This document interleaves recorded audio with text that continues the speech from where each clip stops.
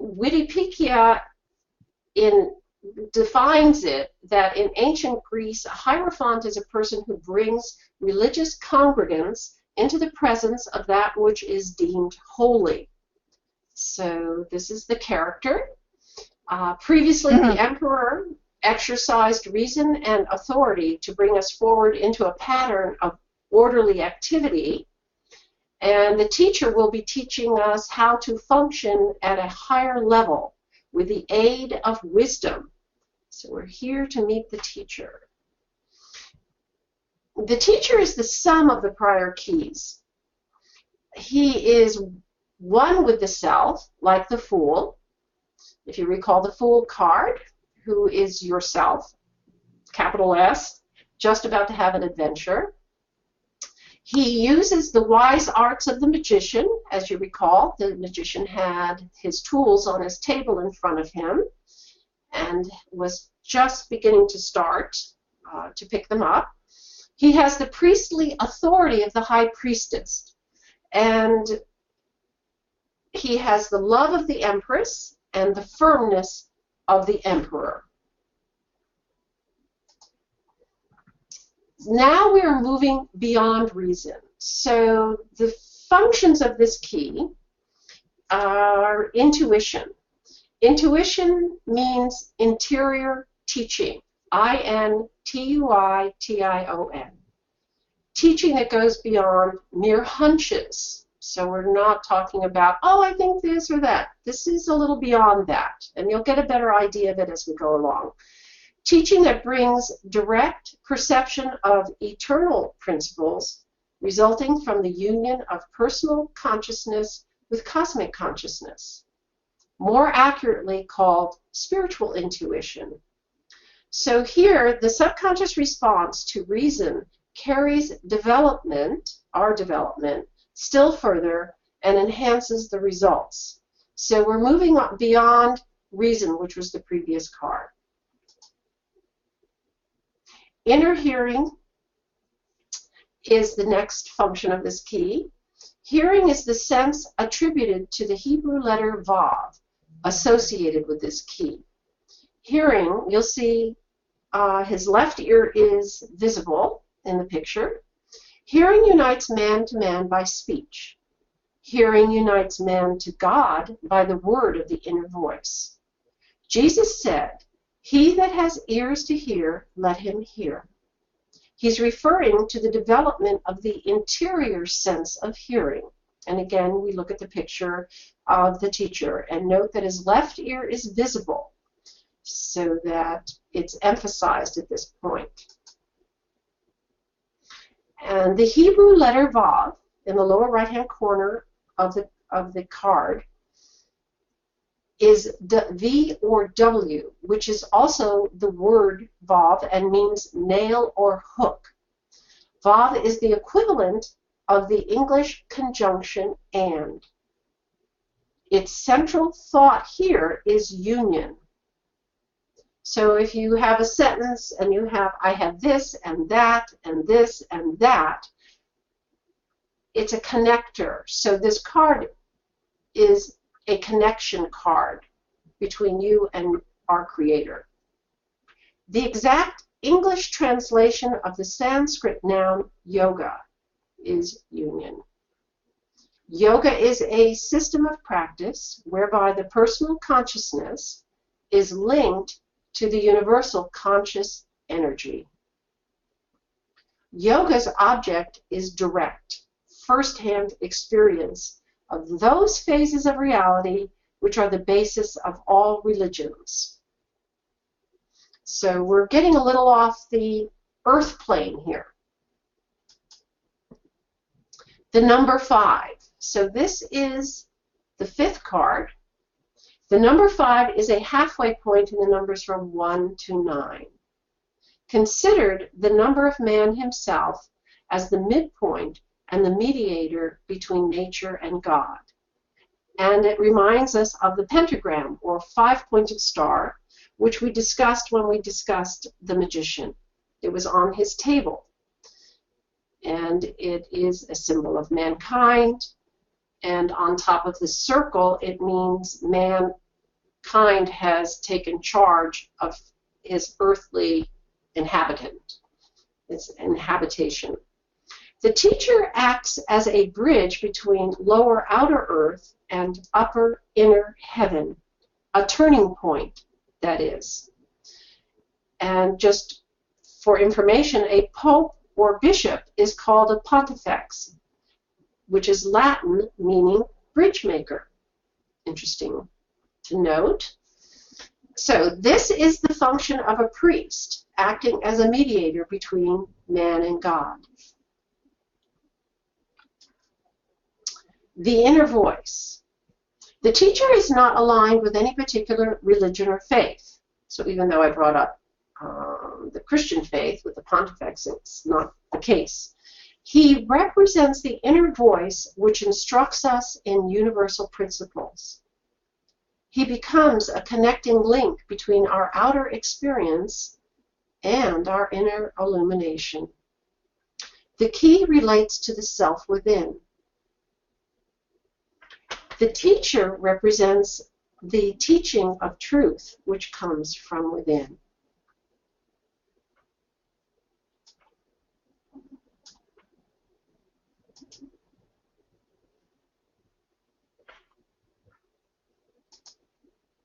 So the first color we're going to talk about is gray. You'll see there's a whole lot of gray on this picture. So the gray is the background, the two pillars, his throne. The two pillars are a reminder of the High Priestess with the motif of duality. The design on the capitals of the pillars is a phallic symbol of union. Okay. The throne is made of stone. In Hebrew, ben means father's son, that they are conjoined or one. Also gray is a combination of opposites, black and white. And that combination always designates wisdom. The crosses on his hands and feet and on the carpet indicate the uniting of opposites. The two crossed keys at the bottom of the picture in the center indicate union and the balance of solar positive gold and lunar negative silver forces. And we will be talking about them a little bit further. So these solar and lunar currents of radiant energy, which as nerve currents in the body, are utilized as keys to open the inner doors leading to higher modes of awareness. So he's really standing at this door. Father and Son are one is the main reason for many symbolic uses of the word stone throughout the scriptures. So we have the colors relating to Taurus and Venus. Orange, red. His robe and the carpet are the same color. It's an orangey red. This color is assigned to Taurus. Taurus rules the throat, and Venus is the planetary ruler of the throat. So there you have a crescent moon at his throat. And as we recall, Venus has powers of the subconsciousness, especially memory and recollection. So you have Venus and the High Priestess sort of combined here in regards to the moon. But it's at his throat center, which is the place of speech. Other symbols of Taurus and Venus, the upper corners of his throne. So you see behind his head in the upper corners are two spheres with these sort of wings, and that's Taurus. And then you have the sphere, like the moon. Venus symbols on the carpet, these are interesting. They're folded double, so their cross is inside the circle rather than below it, which is a typical Venus symbol. So they become coins, which is a Taurus function, because Taurus uses the medium of exchange. That's one of its functions.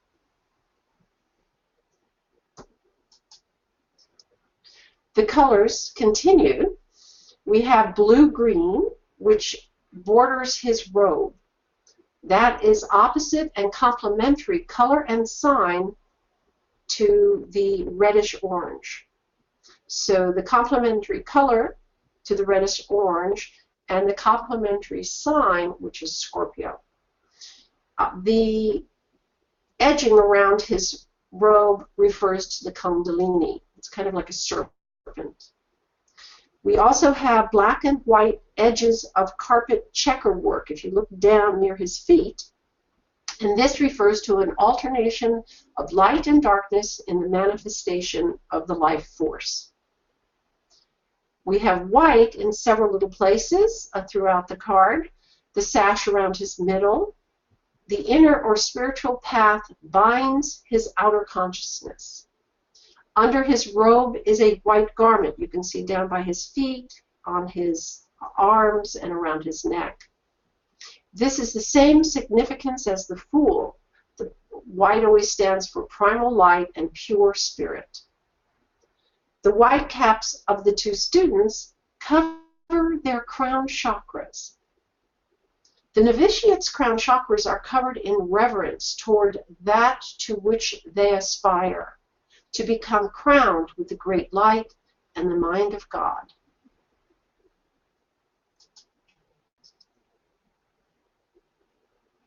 Here we have the colors blue and yellow.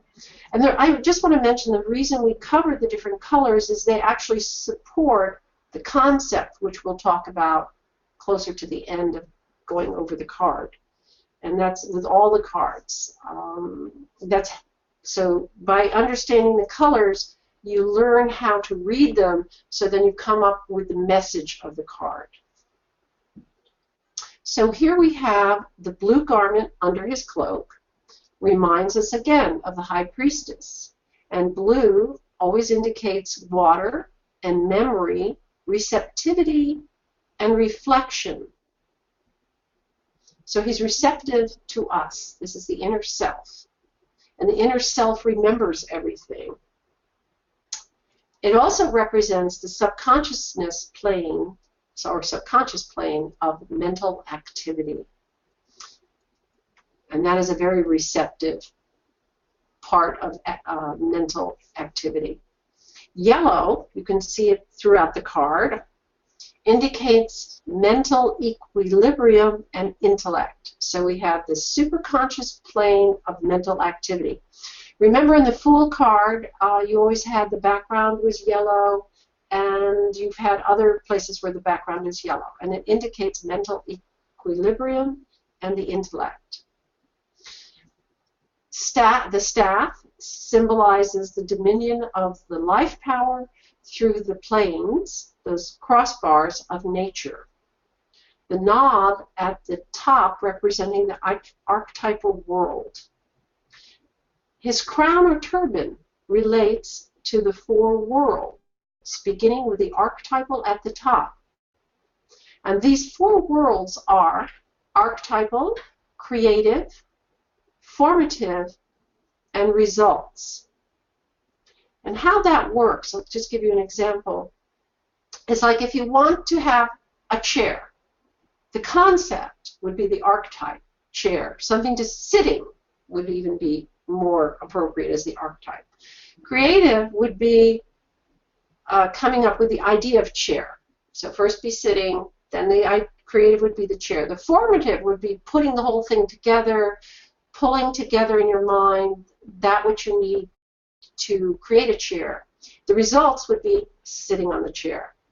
So every concept or everything you see in the room around you right now has gone through these four levels, these four worlds of creation, from the point of coming up with a concept to the point of the result. And this is throughout everything. It's the way nature works. And I believe we talked about this in one of the previous cards. You also have yellow on the students' yokes around their necks. Yoga is the root of our word yoke. So you see yoga mentioned again here. The two students. They have two paths that they're following. Path of love for humanity is the student robed in green, which is Venus, imagination, with red, which stands for activity, roses. So this is spiritual unfoldment through heartfelt activity. The hands are spread out to show open-heartedness. I mean, if you throw your arms out left and right, your heart is open. Touching the keys of the kingdom, as did Peter, you see his hand reaching for the two keys. And the passive or receptive element is indicated by his placement at the left of the picture. And we haven't gone into detail, because there's so many things to cover, about placement, whether in the north, south, east, west, northwest sections of the cards, because that's a whole other detail that has to do with the cube of space. So just know that it's being where he is in the picture makes him passive and receptive in that corner. So the other student to the right is the path of devotion and pure-mindedness. He holds his hands in prayer. White purity, lilies on a red activity robe. So you have this purity of spirit, but active. Both figures are kneeling to symbolize the devotion with which we are told to approach our source of instruction, which is the teacher. Devotion will take you everywhere in this work. Devotion, you could say, is the main train to get you to establishing the great work in your life.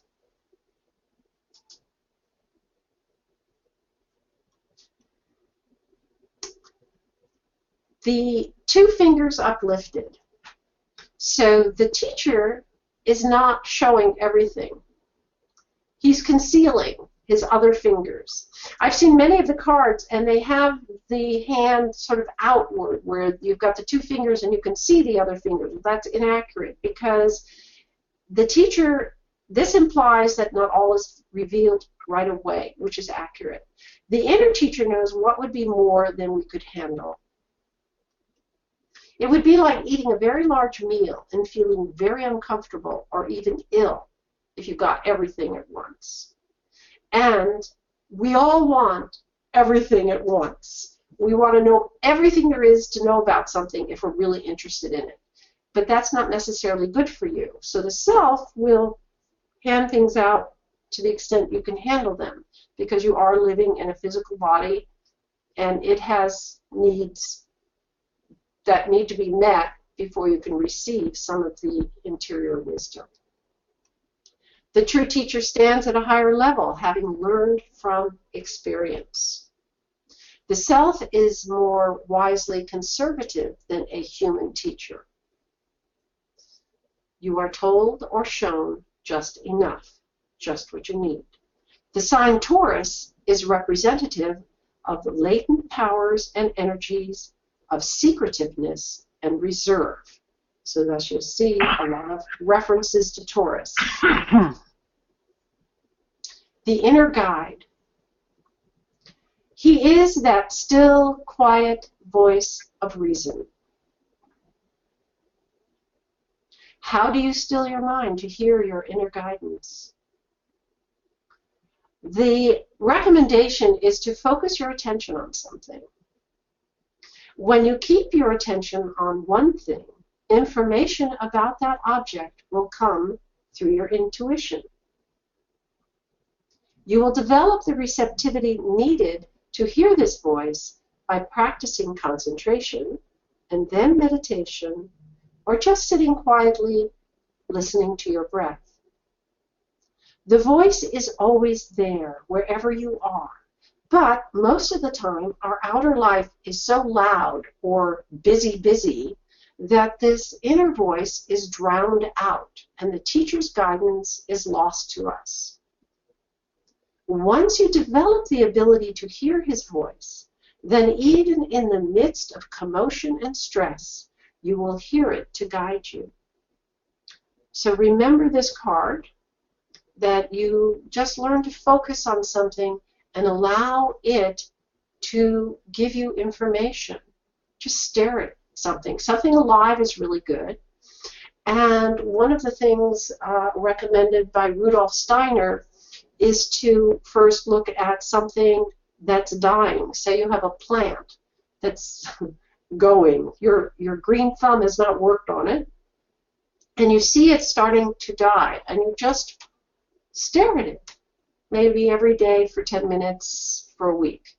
Then take another plant, and that's alive and vigorous, and stare at that.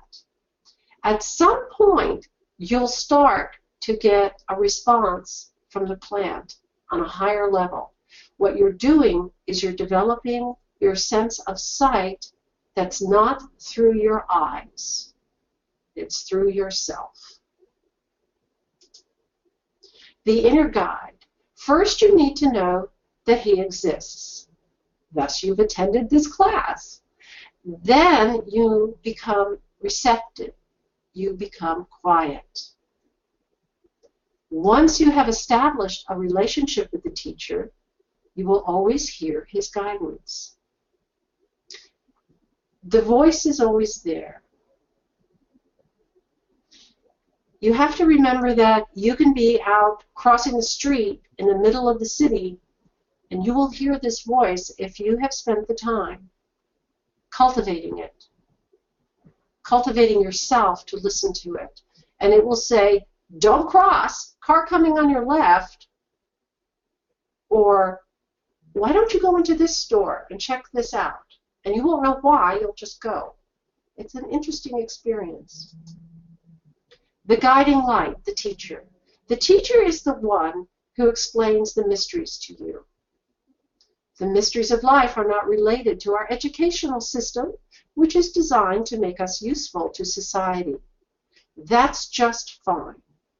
The inner teaching is that, first and foremost, we should be ourselves. This has nothing to do with society at all. In the confusion of the world, there has to be some guiding light. So I think I have one more, but I'm not sure. Nope, we're on to the lovers. So if you would have any questions at this time, that would be great.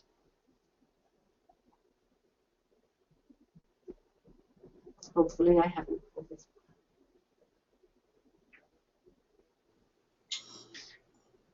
Yeah. Otherwise, we can move. Yes. I was just going to mention that Sue has also joined us, so welcome. Good morning, Sue. Thank you. Good morning.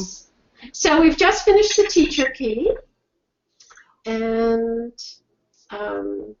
we're going to be moving on to the lovers, so we're somewhat at the halfway point, unless anybody has questions. So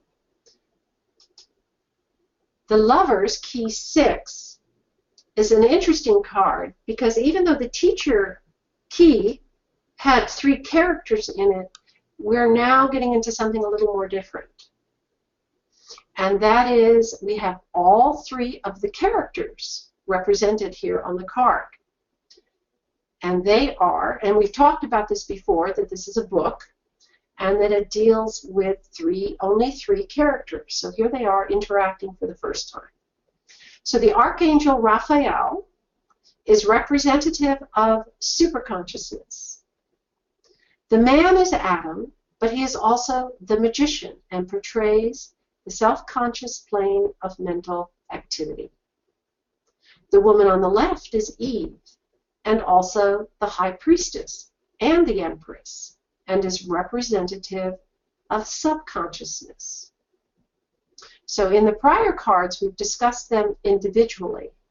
Here, we'll see how they interact on this card. And if you'll notice the gaze, you'll see that Archangel Raphael is looking down. His hands are spread out, so his heart is open. And he's also, it appears like he's blessing them. And we also have the Adam looking to Eve, and Eve looking up to the superconsciousness representative, Archangel Raphael. And this is a very important part of this card, is to understand how this works. That as we talked about the magician being the self-conscious plane of mental activity, he's the director, he's the guy that makes things happen. But nothing happens. He has to direct it to the woman, Eve, the subconscious mind. She, with her consciousness on a higher level, then creates through a righteous creation, one that is close to God, to the self, as opposed to just miscellaneous objects being created, or just going off. And I will just continue this because it's easier to understand when we get to the letters and the colors. So here we have the Hebrew letter Zayn. In the lower right-hand corner is the Hebrew letter Z, which is also the word Zayn and means sword. Its numerical value is 7. The sword is an instrument of cleavage, something that is capable of making sharp divisions. This refers to a human faculty that the Hindus called buddhi. It is the discriminative faculty, the power to perceive differences. This power is at the root of self-consciousness, since it is only with the self-conscious mind, remember Adam, that things are perceived as many, apparently unrelated parts, rather than as a single unity. In the last time we did the webinar, we talked about the veil. Actually, that was with the Christian mysteries we talked about the veil. So everything appears veiled, so we don't see the underlying unity, and that's what this refers to. Buddhi is the power that makes things and conditions seem to be real in and by themselves, as in not connected. These seeming realities are but reflections of the one reality in the universal subconsciousness. This power to perceive differences, that is, to create illusions, is a fundamental necessity in order that individual self-consciousness may be manifested. You would think, this is a bit of a contradiction to those who say, get rid of the world and you'll be in heaven. That's fine in a way, but then there would be no world at all. So manifestation is simply the way the one identity appears to itself, and the instrument of its self-perception is that which is the faculty of self-consciousness in man. So it sees itself through us. Not any other way. Kind of interesting. Something to ponder about. The Book of Tokens, I've taken a quote, "For the sake of creation, the one life that I am seemeth to divide itself, becoming two." So that's the Bodhi. Discrimination. The function of this card is discrimination, as we brought up the sword. It is most valuable to man when he uses it to perceive the difference between the real and the unreal. As long as he is a slave to appearances, he perceives unreality. When he awakens from the dream of sense, that's your 5 senses, to the inner knowledge of his true nature, he begins to understand reality. Now, what we talked about previously in one of the previous cards was I was explaining how to develop your senses, your spiritual senses, so you can hear spiritually from the teacher. Without developing those spiritual senses, all 5 of them, you are just in the physical sense world. And a lot of information is cut off from you, which is why we have the teacher key before we go to the lover's key. We have to work on the teacher key to get to this point. The tarot pictures reality in terms that subconsciousness understands. So there's hope for all of us if we just stare at the cards. That's what that means. Your subconscious mind will take what it sees in these cards and will help you to develop your spiritual senses. Okay, the number 6 means reciprocation, the act of giving and receiving mutually. Reciprocation is a relationship between distinct and separate entities. As pertaining to this key, it is the relationship existing between the self-conscious and subconscious phases of mental activity. The self-conscious mind gives suggestions that the subconscious receives, works out, and gives back to self-consciousness. This is a loop, a circle. In addition, reciprocation is also the relationship between superconsciousness, remember the Fool, and the human personality, you. When the latter is considered to be the combination of the 2 poles of personal mentality, self-consciousness, and subconsciousness.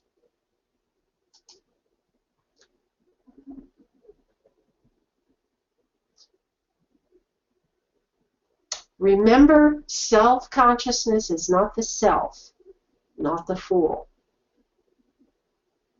You are Adam here, the director. With all this in mind, then, reciprocity between opposites, when it is harmonious, is always of the same nature as love. An inharmonious relationship is akin to hate, which is the inversion of love.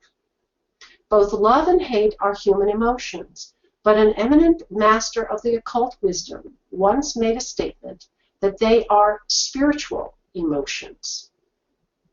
This means that they are root emotions, and that all other emotions and desires take on the character of either one or the other of them. We'll see how that works. As human beings, we are on the path of return, headed back toward unity. So we've already arrived, and now we're returning. Consequently, the force we must employ is the synthesizing force of love, and our desires and emotions must be colored by that force. It is always a uniting force of great power. We utilize the faculty of discrimination to help us to determine the true color of our emotional life. So if you have these barometers of love and hate which tinge everything we do, you can have some idea where you are on the scale of these 2 in your emotional life. So key 6 tells us that the way to freedom is the way of love.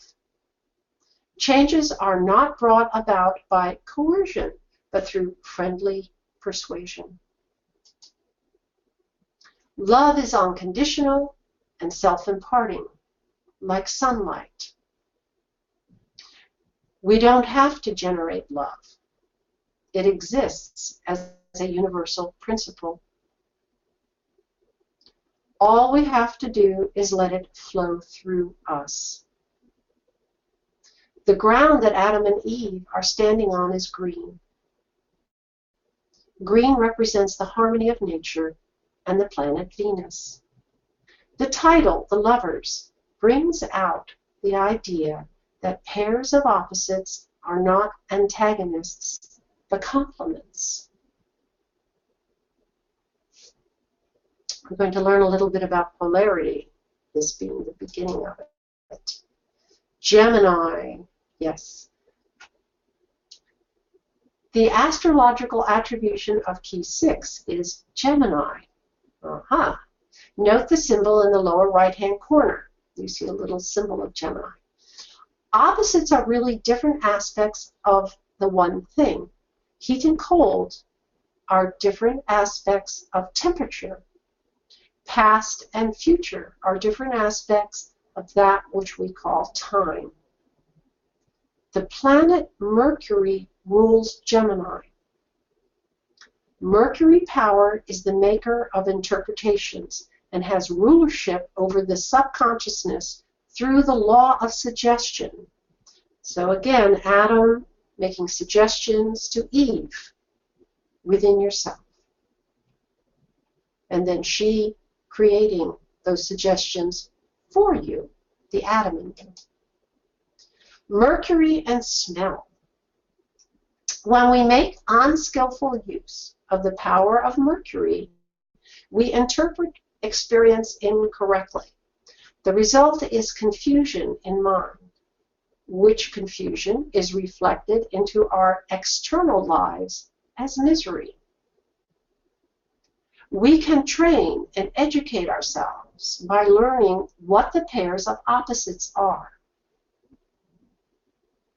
There's a whole book on that called the Kabayam. I mentioned it earlier. There was a quote from that book earlier on in the cards. The function assigned to the letter Zain is that of smell. Smell is always associated in language with discrimination. As you've probably said to someone, what you're saying doesn't quite smell right. Oh, it has a weird smell. Or, oh, what you're, that's beautiful. It just smells good. And Gemini is ruled by Mercury, sometimes personified in Egyptian mythology as the jackal-headed Anubis, representing discernment because of the jackal's keen sense of smell.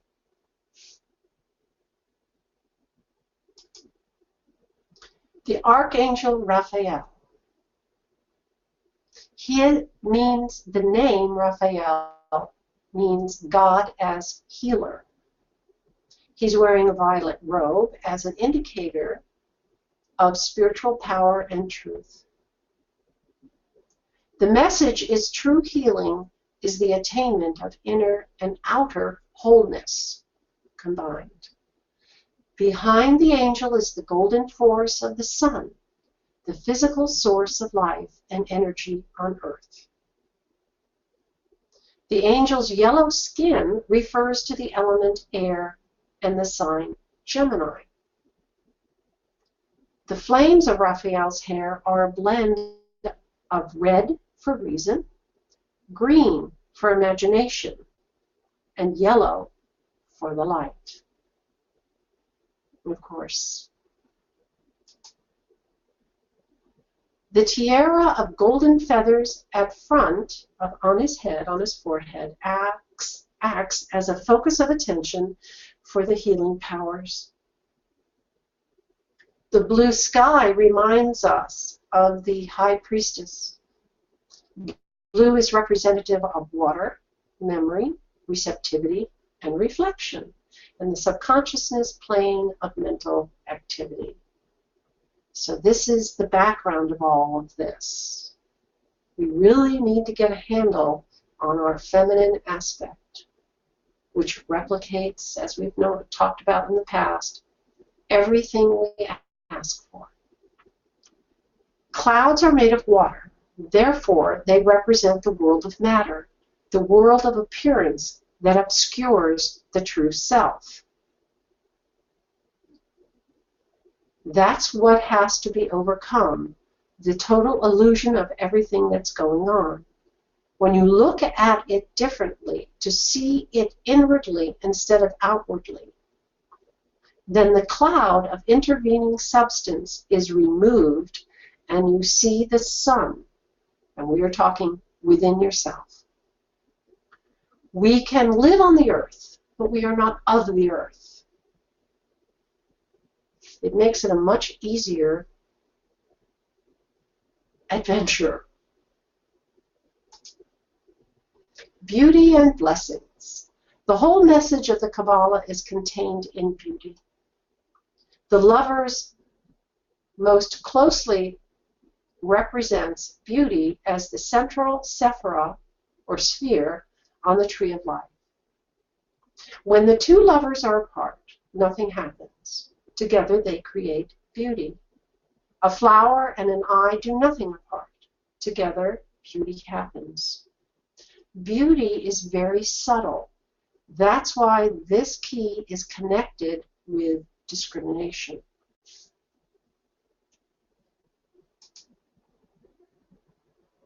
The two trees behind Adam and Eve.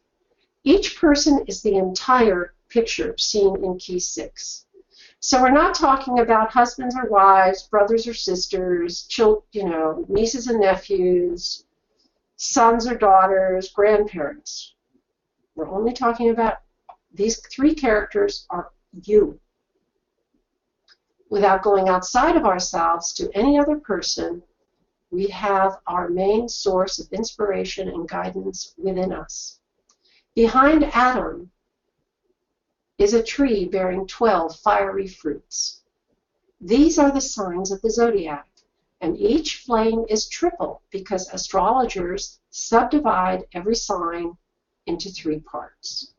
And that's for a future lesson. This is the tree of life. The tree of knowledge of good and evil stands behind Eve. The fruits of the 5 senses are shown thereon as yet untasted.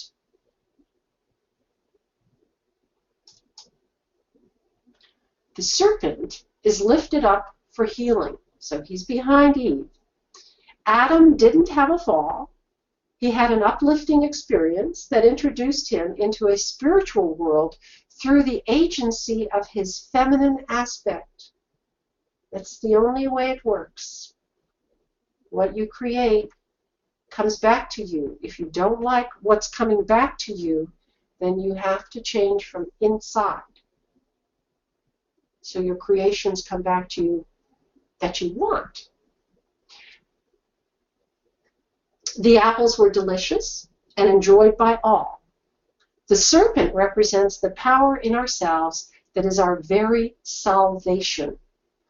And we've talked about the serpent as the kundalini, raising the kundalini up through the crown. You have to do it very slowly, and that's why we have a teacher, the self, to get us there without killing ourselves. The Kabbalah doesn't believe in an original sin, just missing the mark. But we always get another chance. And I always use an example of the archer who, as a small child, his parents gave him a bow and arrow, and he ran around playing with it and probably shooting it into every tree or up in the air, barely missing his sister and other various things. But eventually, he started spending time with it, and he got a target, and then he would shoot it at the target, miss most of the time, and then eventually he would hit the center from time to time. And as he got older and older, he could hit the center every time, and then he could hit the center with his eyes closed. And people would ooh and ah, oh my God, he's a master. He was born that way. Oh, he's so wonderful. No. His sister will mention that she got hit a few times.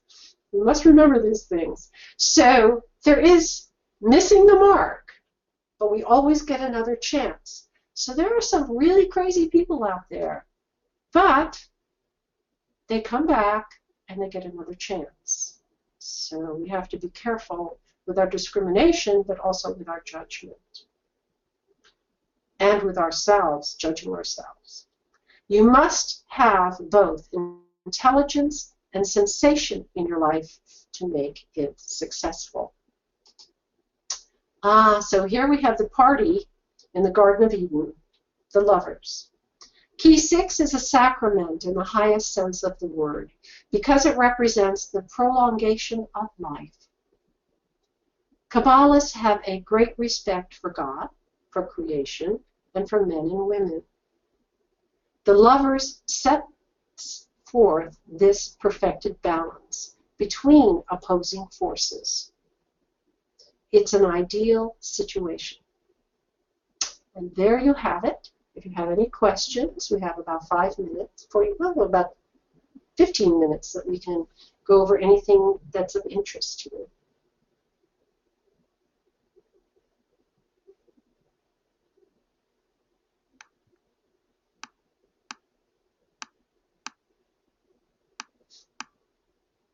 Yeah, everyone is unmuted now. If anyone would like to make a comment or ask a question.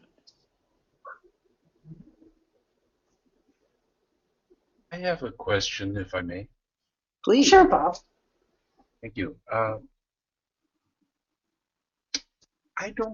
not getting much on why, of all the archangels, why it's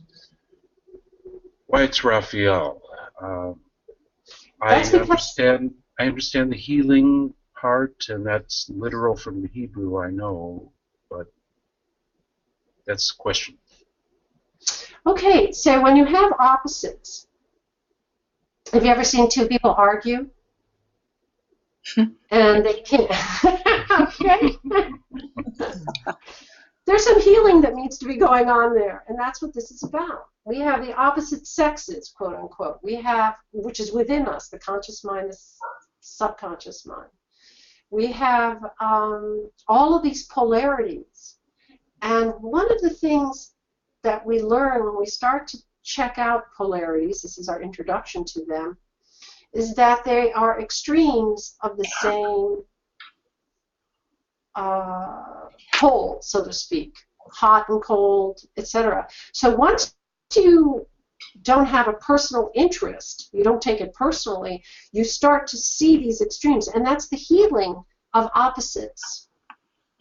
It's truly a healing situation. You can't take a stand way out there in the extreme right and think the world is all going to work, because there's the guy on the other end at the extreme left, and they're just going to go at each other.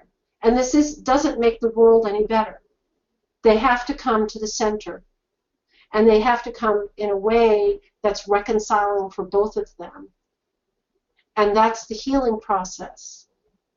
And that's why we have to enter into an understanding that there's more going on than just the physical senses tell us. So that's why this isn't, as you understand probably, archangels are aspects of God. So this is an aspect of the superconsciousness called Raphael. There are other different aspects that all have, in the Kabbalah, they all have their little places, so it makes it easier. It's kind of like a filing system. Okay, we're going to open this drawer and find out what activity we need to do in order to have a process be resolved. And in this case, opposites, because you have Gemini, you have Taurus, are resolved through healing and love, not through bombing and shooting. So that's what that is. It's healing within yourself, seeing life from the senses of the spirit, so that, yes, that person does have a point of view. They have a valid place, but they've also created some error in their life. I, too, have created error in my life by clinging to certain ideas, just as they have. Where's the point that we can come together? Because remember, we're the results of years and lifetimes of taking particular positions, and not necessarily based on reality, based on tribal affiliations. That's where the Middle East has got a lot of problems. They have tribes all fighting each other. The Sunnis and the Shias, it's crazy. They both are Muslim, and yet they have a political problem. It's political. So love and healing. Can I ask about this picture here? So we talked about the serpent representing, for instance, the Kundalini and so on. But in this picture, is that still the case here? Yes, because he's raised up, and that's what I mentioned on the previous slide, that he's actually raised up. The serpent represents the power in ourselves that is our very salvation. He's being raised up. It's not a fall.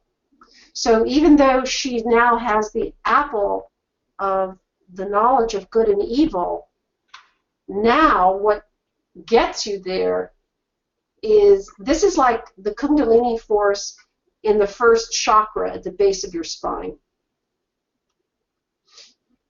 We don't get a free ride. We have to come to terms with who and what we are, which is a reflection of our Creator. But we are infants, children, innocent, and it is the return, is understanding this and developing our reconnecting with our inner selves. And we've lost that connection. The connection hasn't lost it with us, but we have so many wonderful, entertaining things to look at that we've forgotten. And so you see the little horns, but as you recall, much what you will learn when you see, quote, the devil card or the tempter, it will remind you, you'll look at it and you'll see this creature that has horns, and yet the creature has a white goatee. So it's God. If we stray too far, we're nudged very uncomfortably to take a good look at ourselves and how we created our environment in our lives. If things just, we get so miserable, there is nothing but God. There is no devil. It's only God. And that's that's called taking responsibility, when you acknowledge that that's all there is.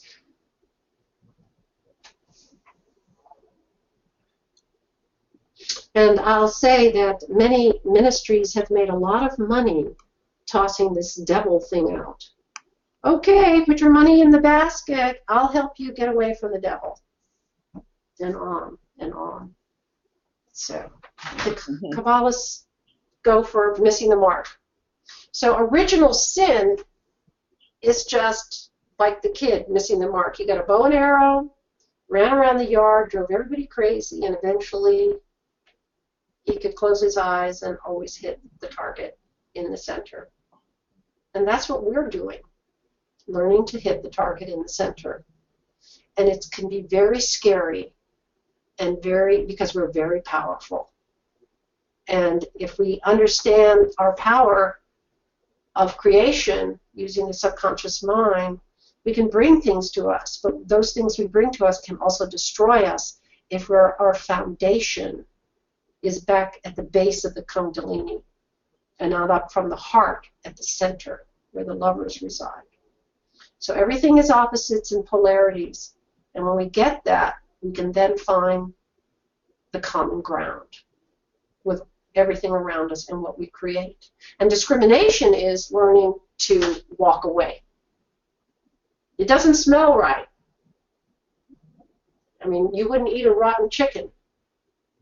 So having rotten music or songs or friends or whatever, you just walk away.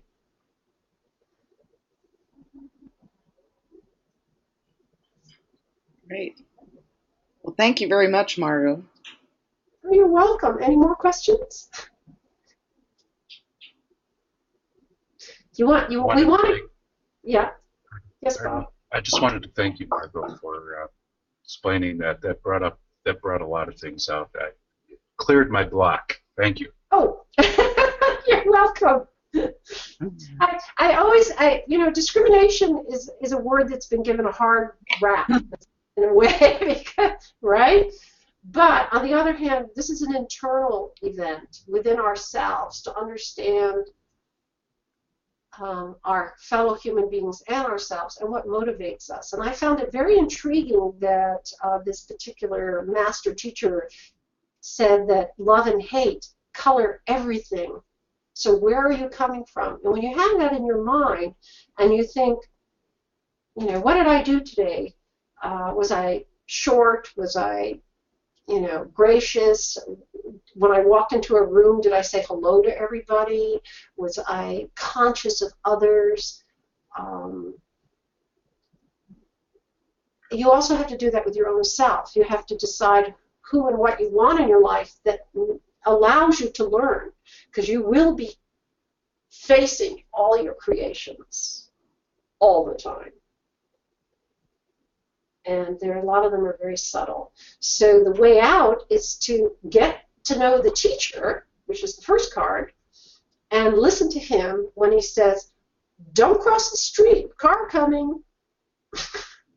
It's kind of very direct, but it also has to do with relationships and time to be quiet and just radiate love when any other thing you say will get you hammered. It's all kinds of things like that. It's really working the other senses, the other 5 senses that you have, which you notice are behind Eve, not Adam. They're behind Eve with the snake, the serpent, with the subconscious mind where creation takes place. And then she gives that all back to Adam. That's the reciprocal part. And then he gets to live it. Oh my God. Good and bad. Okay. All right, so who's next? What are the next cards? Yeah, you're already up. The next 2 cards, we're going into the 7th card of the tarot tableau on the first row, called the Chariot, which is fabulous, really cool. It's got the little 2 sphinxes in the front of the charioteer, black and white, and they're what I call the I like, I don't like, I like, and I don't like. And you'll notice they're very quiet. Then the next card is Strength, which has us holding on to the red lion, and she's doing it in a very relaxed form. So that's having complete control over this, our Mars force, as you would say, through love. And that's our strength. Not to make a whole lot of noise, but to be firmly rooted from where the charioteer is coming from. So all these cards build on each other. You have to do them in a particular order, from 1 to 21, from 0 to 21. Once you get the idea of how this develops, and then you can start working with them in different arrangements. So there we are. Thank you very much. All right, well then we will see you again in January, right? Oh, you're welcome. I'm glad you all enjoy it. I'm glad you still come and attend. It's great. Just wonderful. Thank you. Okay, thank you, and you all have a wonderful Christmas. Yes. Well, you You too. Thank you. Bye. When is your... So, Cynthia, thank you for hosting this. It is truly appreciated. I couldn't do it without you. Yeah, thank you for doing the sessions. Right. So we'll let everybody know when the next one is. We're not quite sure. It'll be sometime in January. Okay, well, take care. Thank you, Cynthia. Okay, bye everyone. Bye-bye. Bye-bye. Bye, Sue. Bye, Bob. Bye, Sue. Bye, Bob. Bye, Betty. Good night, John Boy. Yes. The same thing. Happy Christmas, one and all. Bye.